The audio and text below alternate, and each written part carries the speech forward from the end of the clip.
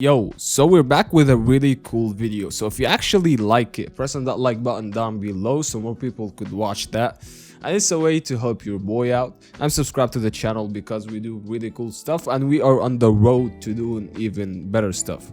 So yeah, how's it going everybody? Hope you all doing well. Hope you all doing great. For the month of July, we're looking at a $350 gaming PC, and it's quite sarcastic that everything is pretty much out of stock, and one of the few PC builds that you can get is for $350. Now what this PC is capable of, playing games at 1080p 144 frames per second when we are talking about these esports related games. For the CPU, we're looking at the Intel Core i3-9100F. Now this is a quad-core CPU and it's from Intel. It's an old gen CPU actually, but the really strong single core performance of this CPU gives it a really good performance in gaming.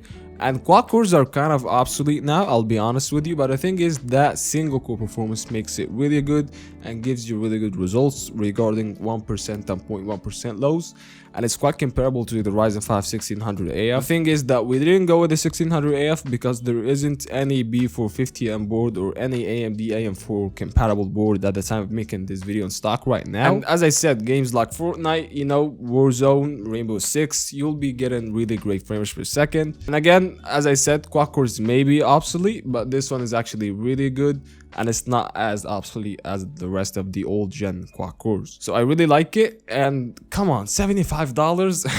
You cannot find anything that would perform that good for that price, brand new in stock. As for the board, we're looking at the H310M board. I believe the Gigabyte one, even though it's an H310M board, but it's a really good board. It supports our CPU out of the box, and you can upgrade to something like a 9900T or a 9700F in the future, which is an 8-core CPU that doesn't have hyper-threading. It's for $55. It supports DDR4 RAM, only 2 RAM slots, doesn't have overclocking. 9th gen CPUs aren't the best CPUs from Intel, so it doesn't have that big of an upgrade pass as I said. But it's for $55 and it's one of the best, cheapest boards on the market, and it's in stock. I mean, really though, there isn't anything in stock right now. So yeah, as for the RAM, we're looking at one single stick of 8 gigs DDR4 RAM from V-Color. Now it's for $27, which makes it a really cheap, pack of RAM. And 8 gigs is more than enough for, gaming. I mean, games like Fortnite, Warzone, you're gonna be okay with 8 gigs. Even though they will be obsolete in the future, but you have an extra, DIMM slot so you can upgrade in the future. And actually, if you decided to pick up a specific GPU, you'll have some extra budget to, upgrade to 16 gigs. I mean, this PC could have 16 gigs if you have the extra money, or you are willing to make a really minor sacrifice. But for now, 8 gigs is more than enough in my opinion. As for the hard drive, we went with a mechanical hard drive because I am the type of guy that would rather, storage over speed. That's why we went with a Western Digital 1TB hard drive, I believe for around $35. I think it's really good for the price. I mean, I really like 1 TB of space. That's a lot of space to store a lot of games. But if you want to add an SSD in the future, you can do that, or you want to get an SSD and maybe add like a 500 gigabyte hard drive, you can also do that. This PC is pretty flexible, there's nothing wrong with that,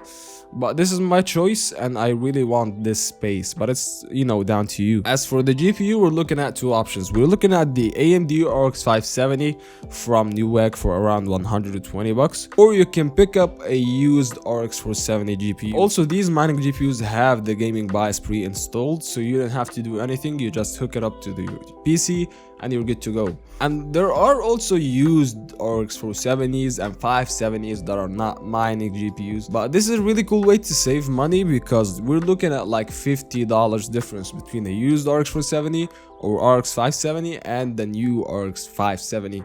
That gives you pretty much the same performance. So yeah, it's all down to you. I'm okay with going with an RX 470 used because you're getting your money back. There's an eBay money back guaranteed if anything goes wrong. Next to that, you're saving a lot of money, so that's in my opinion.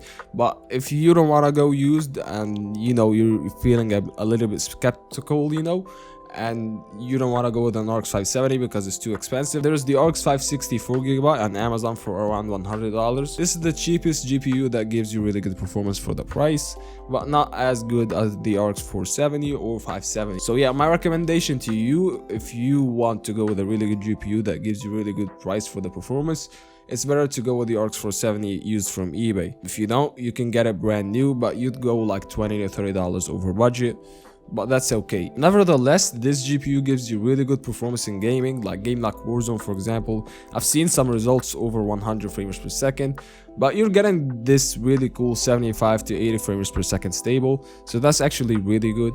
And these intensive games again like Red Dead, you'll be hovering around 50 to 60 frames per second at 1080p medium.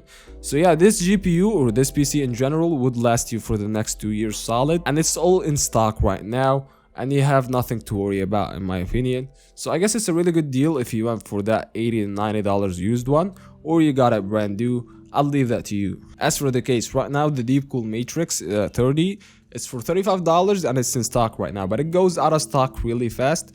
There is that case that no one knows about, which is called the Aerocool QS240. It's a case, you know, it houses your PC just fine. I haven't seen any negative reviews, but I mean I only saw like 2 to 3 custom reviews. It's a case, so there's nothing wrong going to happen, and it's for 35 bucks. It gets the job done. There's a hard drive bay and I believe an SSD bay, but I'm not sure. But again, there's nothing to worry about. It's a micro ATX mini form factor case, so it's really good in my opinion. As for the power supply, luckily we haven't cheaped out here. We're looking at an EVGA 400 watt 80 plus. I'm not sure if it's 80 plus or not, but it's an EVGA power supply for $40 off of Newegg. Now you cannot find any really good reliable power supply for a cheap price. I guess 400 watt for $40 really good, since again there's nothing in stock. And it gets the job done. This PC is really power efficient. I mean, we're looking at an i3. I mean, it's supposed to be power efficient. So yeah, you got nothing to worry about. It's from EVGA. And that's it for this video, guys. And just 2 or 3 things to keep in mind. If you went with the new RX 570, it's for 120 bucks. The overall budget of this PC will be for around 380. And if you wanted to upgrade to like 16 gigs, it will be for around 400. But if you went with the used RX 470 from eBay and you are willing to take the bullet, your PC will be around $330 to $340, and there will be like an extra money to put on RAM, or maybe a better case, or like an SSD. It's so dependable on you, and these are the things that I want you to keep in mind. But it's really cool that you could build a PC as cheap as 350 bucks on the market right now in stock, and there's nothing holding you back. So hey, subscribe to see more really cool stuff like this. I really like that one. I really like that I'm doing something different, kind of. And I'll see you in the next one. Peace, my dudes.